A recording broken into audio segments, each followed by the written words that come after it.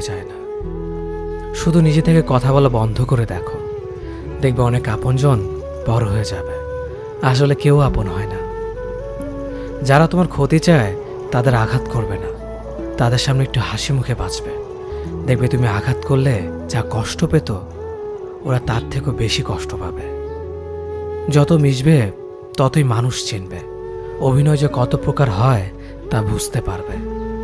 সবাইকে তোমার সত্যতা জানানোর দরকার নেই, যে যা ভাবে তা নিয়ে সমালোচনা করতে দাও।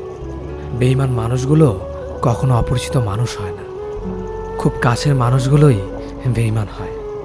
পাতা ঝরার আগে পাতার রং বদলে যায়, আর মানুষ বদলানোর আগে কথা বলার ধরন বদলে যায়।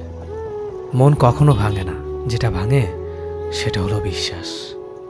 কেউ যদি তোমার সাথে কথা বলা বন্ধ করে দেয়, তাহলে বুঝে নিও তোমার পিছনে তারা তোমার নিন্দা করা শুরু করে দিয়েছে।